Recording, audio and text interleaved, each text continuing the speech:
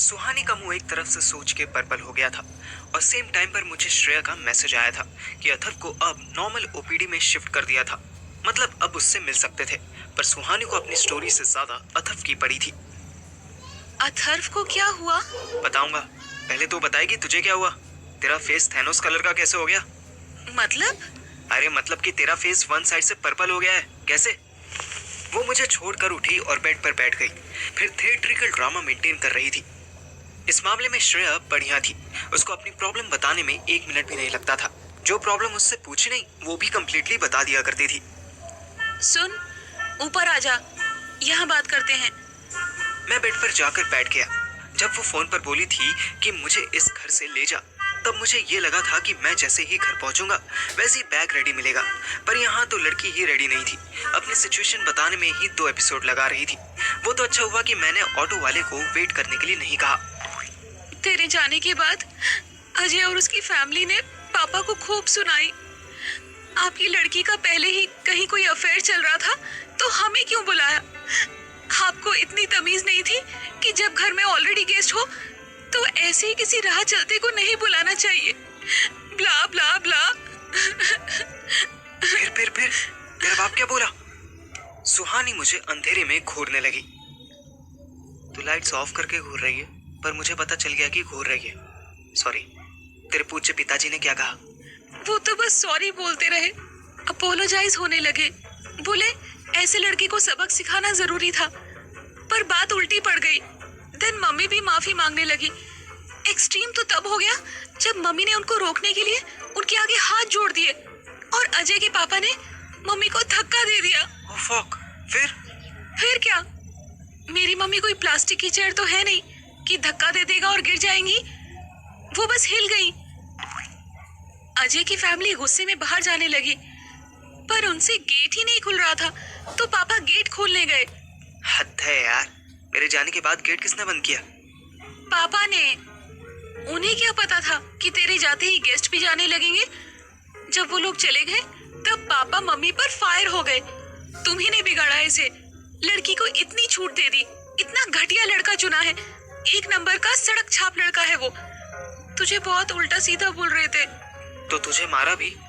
नहीं, जब वो चुप नहीं हुए तो मैंने गुस्से में कह दिया कि हर कोई आपकी तरह बस दिखने में सुंदर नहीं हो सकता। कुछ लोग ऐसा ह्यूमन भी सुंदर होते हैं। पार्थिव उनमें से हैं। उसकी बात सुनकर मेरी जस्ट भूलकर प्रेस जैसी होने लगी। इस लड़की पर मैं डाउट कर रहा था कि ये मुझे प्यार नहीं करती। बताओ, अपने चिकने बाप से लड़ गई है। फिर मैं गुस्से में ऊपर अपने रूम में आने लगी और वो पीछे से आवाज लगाने लगे।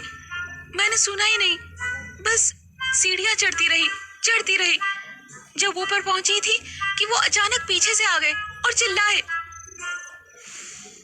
Is this the way to talk to your father? ये सिखाया है मैंने। उन्होंने जैसे ही थप्पड़ मारा मैं डिसबैलेंस हो गई और सीढ़ियों से गिर गई। हो भैंस की आंख, तो ये तेरे फेस पर जो 50 शेड्स ऑफ ब्लू बने हैं ये स्टेयर से गिरने की वजह से हैं? हाँ, मेरे दर्द हो रहा है और तुझे मजाक सूझ रहा है? नहीं, मजाक नहीं, मैं बस कंफर्म कर रहा था। पर इस बात पर ही तू घर से भागना चाहती थी। वो फिर सुबकने लगी। थी नहीं, भाग रही हूँ। अगर तू नहीं ले चलेगा तो अकेले भाग जाऊंगी, पर इसलिए नहीं कि उन्होंने मारा। वैसे उन्होंने लाइफ में फर्स्ट टाइम मुझ पर हाथ उठाया था, बट मुझे गुस्सा इस बात पर आ रहा है कि मम्मी जब मुझे उठाने के लिए आई तो उन्होंने रोक दिया, चिल्लाने लगे। डोंट, इसको हाथ मत लगाना। तुमने ही इसको इतना सर चढ़ा लिया है। इसको खुद उठने दो। सब कुछ ऑलरेडी बना बनाया मिला है ना इन्हें, तो वैल्यू नहीं है। सुनाई नहीं दिया? अंदर जाओ, ये खुद उठेगी। अरे पर इसे कहीं चोट तो नहीं लग गई? लग गई तो अच्छी बात है। जो चोट आज इसकी वजह से मुझे लगी है उससे तो कम ही लगी होगी। Leave her and go inside right now. तू ही बता, अपनी बेटी के साथ कोई ऐसे बिहेव करता है क्या? मैं तो सोचता था कि मेरा बाप ही सालिम लोशन लगा के निकलता है, पर साला सुहानी का चिकना पापा तो मेरे बाप से भी ज्यादा हरामी निकला। नहीं यार, ऐसा तो नहीं करना चाहिए था। पर बुरा मत मानियो, तुझे और तेरी गोलू मोलू मम्मा को तेरे पापा जैसा लड़का ही चाहिए था ना, वाइट, रिच, हैंडसम। हैंडसम आदमी इतना क्रूअल भी हो सकता है, ये सोचा नहीं होगा। सीरियसली तुझे टॉन्ट करना है इसमें? नहीं बेबी, मैं तेरे सपोर्ट में हूँ। तो पता क्या करना है? वैसे भी पुलिस स्टेशन जाने की तो अब आदत सी हो गई है। आदत? उसके बाद से फिर पुलिस स्टेशन गया क्या तू? मैंने उसे अपनी लेटेस्ट पुलिस विजिट के बारे में बताया, जिसमें मेरी वजह से अथर्व की 50,000 रुपए ब्राइब देने में चले गए थे। ओह हेल! उसके पास इतने पैसे कहाँ से आए? और तूने मुझे क्यों नहीं बताया? और तू पुलिस स्टेशन जाने की बात क्यों कर रहा है? हम क्या गलत कर रहे हैं? तूने रैपिड राउंड में एक साथ 4 क्वेश्चन पूछ लिए। पहले 2 पॉइंटलेस हैं, इसलिए उन्हें छोड़। थर्ड का आंसर ये है कि जैसे ही हम घर से भागेंगे, तेरा चिकना बाप मेरे नाम की कंप्लेंट कर देगा। Already Karol Bagh police station में मेरी बैड इमेज है। वो सबसे पहले मेरे बाप को बताएंगे। मेरा बाप मेरी माँ को फिर 2 थप्पड़ मारेगा और अपने सिक्योरिटी गार्ड्स वाले रिसोर्स का यूज करके मुझे धुन देगा, फिर मुझे मारेगा। और अगर उसको तरस आ गया तो पुलिस स्टेशन में सरेंडर करवा देगा। ओह नो, लेकिन हम तो अडल्ट है ना, हम अपनी मर्जी से कहीं जा नहीं सकते। बिल्कुल जा सकते हैं, लेकिन तब सेफ रहने के लिए बेस्ट यही होगा कि हम शादी कर लें। सीरियसली? तब कोई प्रॉब्लम नहीं होगी? तब शादी ही प्रॉब्लम होगी। मतलब ये कि मैं ऐसे शादी नहीं करना चाहता। सुहानी को शौक लगा। वो फिर अंधेरे में मुझे घूर रही थी और मुझे पता भी नहीं चल रहा था। बस उसका फेस ठीक से नहीं दिख रहा था।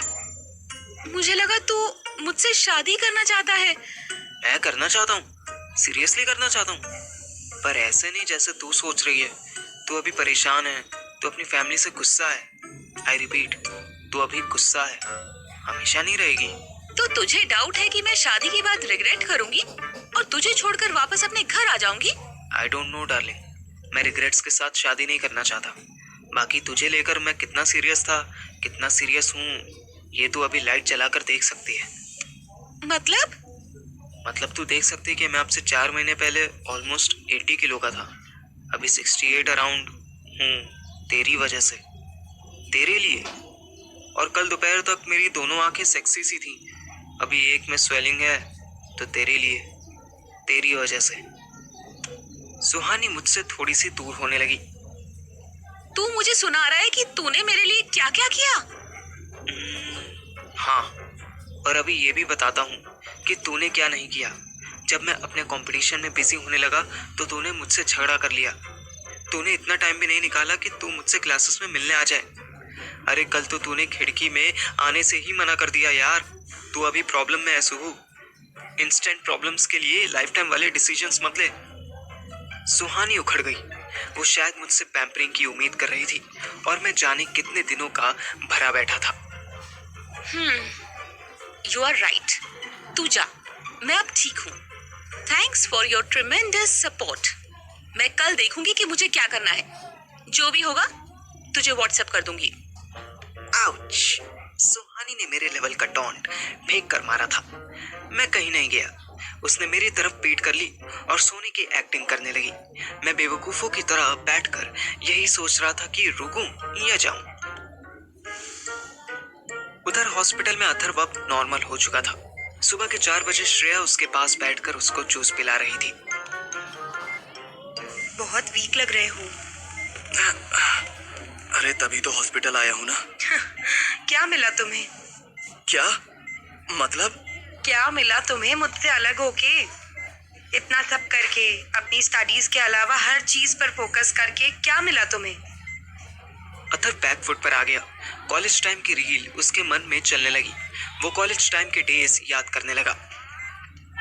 पता नहीं यार श्रेया, मेरे जैसे लड़कों के साथ सबसे बड़ी प्रॉब्लम यही है कि हम कुछ भी करने से पहले ये सोचते समझते ही नहीं है कि हमें इस काम से क्या मिलेगा, क्या फ्यूचर होगा। Future is nothing but extended present यार। फ्यूचर छोड़ो, तुमने अपना प्रेजेंट ही वेस्ट कर दिया। अथर्व ने फेस घुमा लिया। अब भी कोई लेट नहीं हुए हो? सार्टराइसिस का ट्रीटमेंट करवाया? नहीं, उसका कोई ट्रीटमेंट नहीं है। कौन से डॉक्टर ने बताया? अरे मैं बता रहा हूँ ना, वो साइकोलॉजिस्ट कुछ ना कुछ चार्ज करते रहेंगे, लेकिन इसका कोई भी परमानेंट सॉल्यूशन नहीं है। और अब तक कितने सेशंस लिए हैं तुमने? अथर्व ने पलट के श्रेया की तरफ देखा। मैं जज नहीं कर रही हूँ, but really concerned about you. You should talk to a therapist. एक बार बात करके देखो, क्या पता वो कोई सोल्यूशन बता दे. अच्छा, और उससे क्या होगा? फिलहाल तो मेरी इलनेस ही मेरे लिए प्रोफेशन बन गई है. मतलब? अथर समझ गया कि श्रेया को उसके जुगलू वाले काम के बारे में कुछ नहीं पता था। उसने भी कुछ बताना जरूरी नहीं समझा। नथिंग. देखो, मेरे पास अभी पैसे नहीं है, और जब होंगे तो मैं पक्का थेरेपिस्ट के पास जाऊंगा. ओहो, पैसे नहीं है. मतलब वो बैग जो पार्थिव ने मुझे दिया वो तुम्हारा नहीं है? फिर मैं रख लूं? अथर कलप गया। हाँ? साला मोटा है कहाँ पे वो? अपनी गर्लफ्रेंड को घर से भगाने गया है, आ जाएगा. श्रेया के हिसाब से मैं 2 बजे लड़की को भगाने के लिए हॉस्पिटल से निकला था और सुहानी से झगड़ा करके उसी के रूम में उसी को पकड़े पकड़े मैं सो गया था। थोड़े से हल्ले से मेरी नींद खुली। खिड़की के बाहर से अजीब सी आवाजें आ रही थी। सुहानी का सर मेरे हाथ पर था। मेरा हाथ और सुहानी दोनों गहरी नींद सो चुके थे। मैंने जैसे तैसे अपना हाथ निकाला और नीचे झांकने गया।